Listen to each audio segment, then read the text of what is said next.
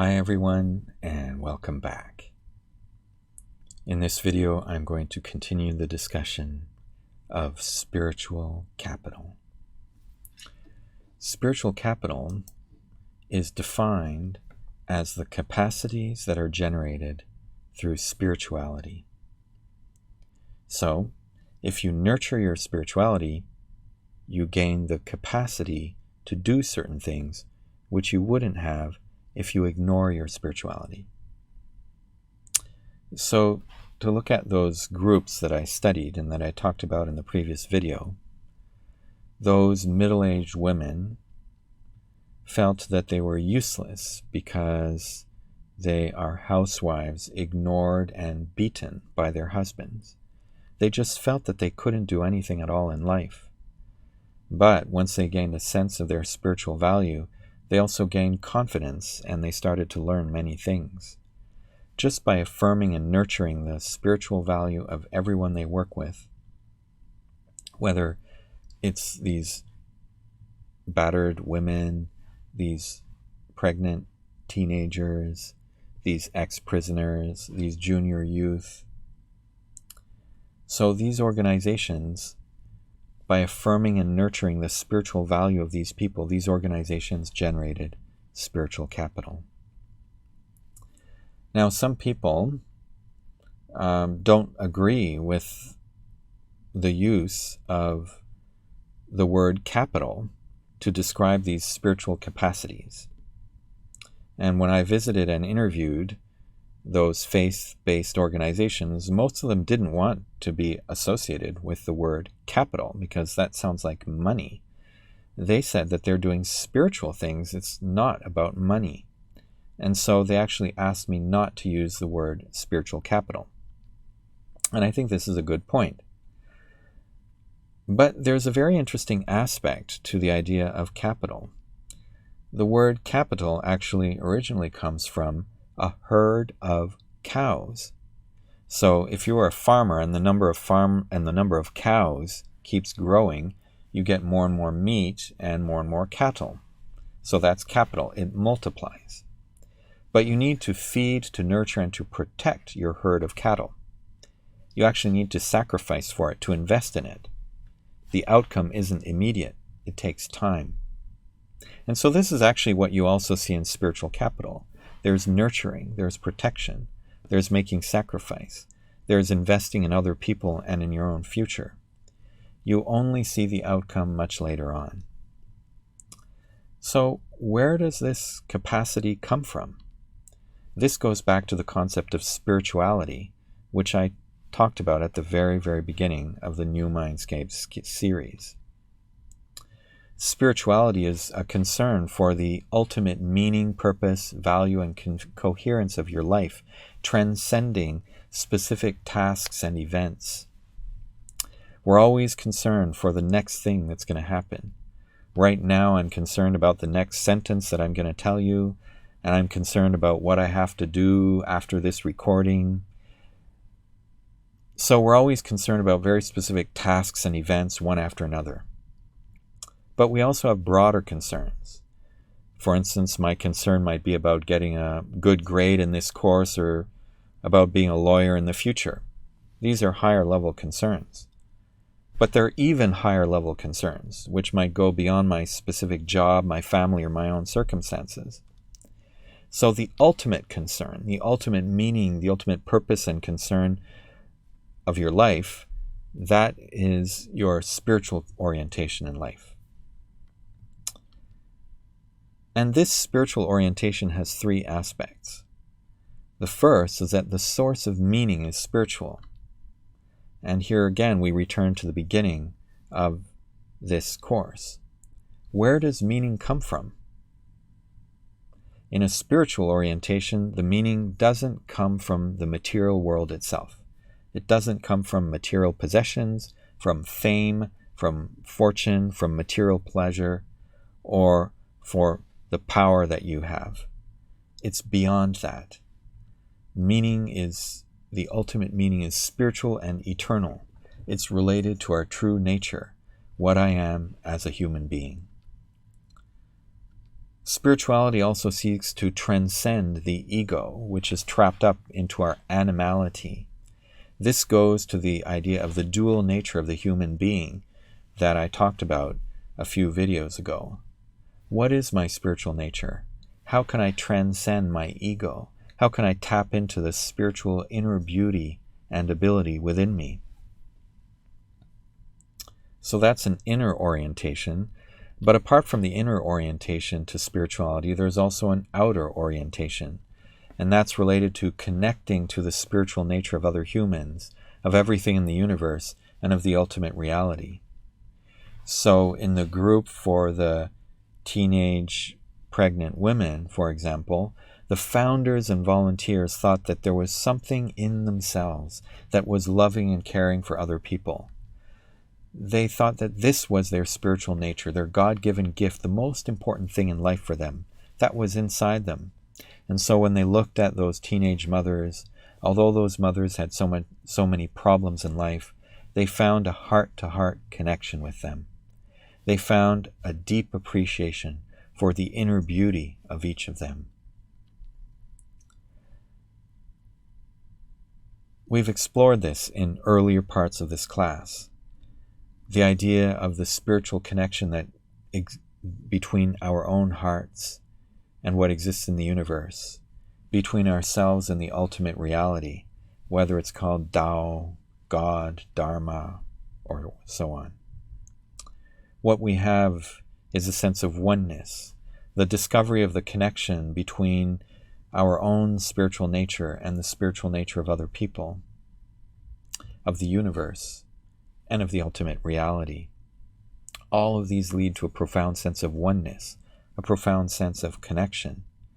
This sense of oneness and connection is so powerful that it leads to a desire to deepen it.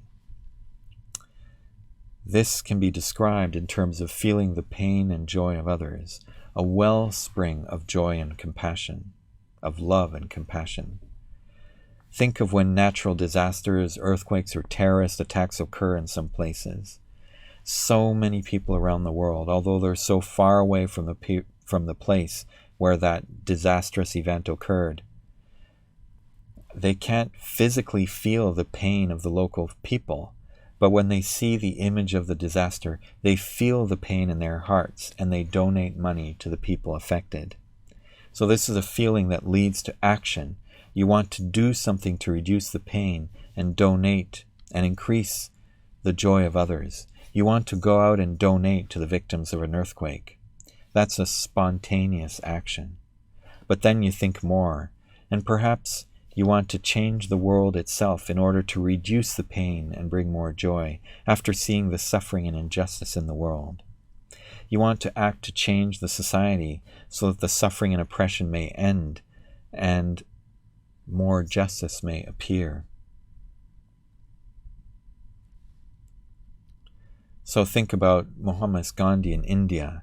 Seeing the Indian people struck by hunger and misery, Gandhi didn't simply want to give food for people. He felt that there was injustice in society itself that made the Indian people suffer. And so he thought about how through love and how through peace, how could he change the social structure and remove the oppressive structure of colonialism. So, in many ways, this kind of action is an expression of spirituality. This is how a spiritual orientation finds its expression, first as a feeling, then as specific actions, and then as a desire to change the world. There's a path to do that. Some of us may have this spiritual feeling now and then, a beautiful sunset, a feeling of being at one in nature, a feeling of compassion, a fleeting feeling that comes and goes. Everyone will have that kind of experience. But to strengthen the will to act in accordance with that consciousness requires practice. And so that's why it's called a path of spiritual growth. There's so many different paths. You walk along that path because there's so many different things that you have to do to strengthen that consciousness and your capacity to act. This leads to transformation. I spoke about volunteers who were serving in Sichuan 2 years after the earthquake. They have their faith, which leads them to overcome the obstacles and to sustain themselves. But faith alone is not sufficient. They need practice to transform. And so spiritual practices such as prayer, meditation, collective gatherings and study, and so on, strengthen the will and induce transformation. These practices of prayer and meditation clear the mindscape and enhance consciousness. For those who are engaged in this path, even all the obstacles and difficulties along the way are considered to be tests that help them to improve. So when I interviewed volunteers in the earthquake area, for example, they talked about how the sufferings and hardships that they had while they were volunteering helped them to progress spiritually. So there are people who have a spiritual orientation to life and are engaged in the practice of transformation. So then what happens? What's the result? As we visited and interviewed these organizations, we noted that people in these organizations have a strong sense of where they're going, a strong sense of purpose and direction in their life. They have spiritual perception and judgment. They judge things according to spiritual standards.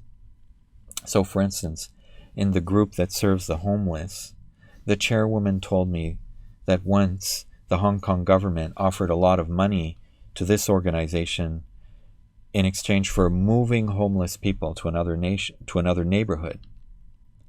But to move them from one neighborhood to another is a violation of this organization's spiritual principle. Rich people don't want homeless people in their neighborhood, so the rich people want to move them away to another neighborhood. The chairwoman of this organization said, "We respect all homeless people. Even though the government was willing to give us money, we wouldn't do it."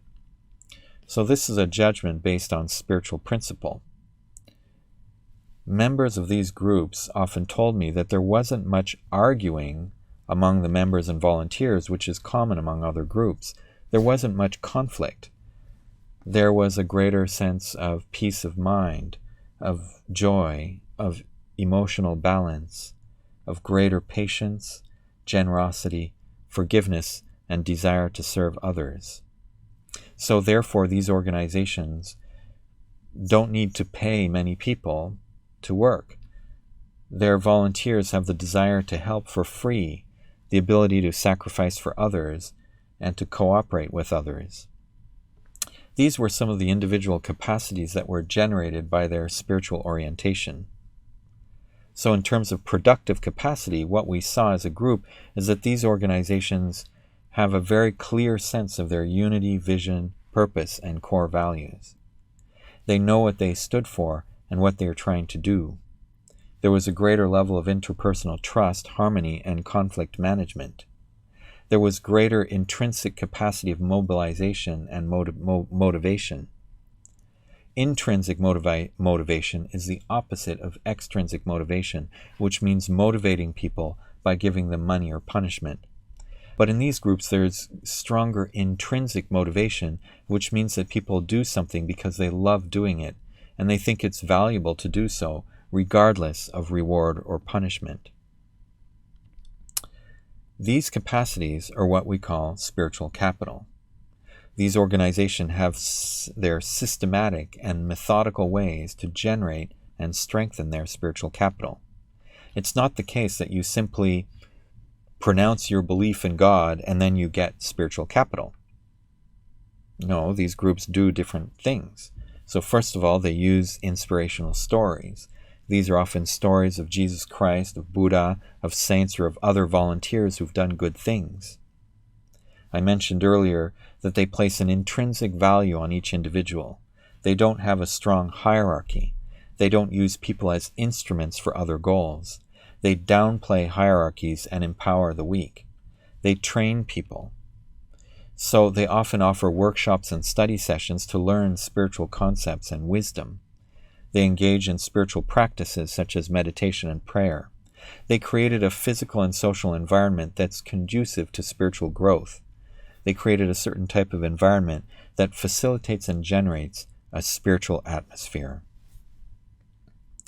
So how did these groups increase spiritual value then? The people who tasted it usually want more because they're inspired and attracted. The acts of generosity and service encourage people. And what's interesting is that when people encountered challenges and difficulties, even failure, they actually saw this as a test on the path of growth.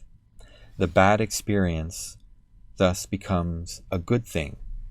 And so then, even then, the challenge, the suffering, the difficulty, the failure generates more spiritual capital so that they can grow and do more, advance more, and move forward in the future.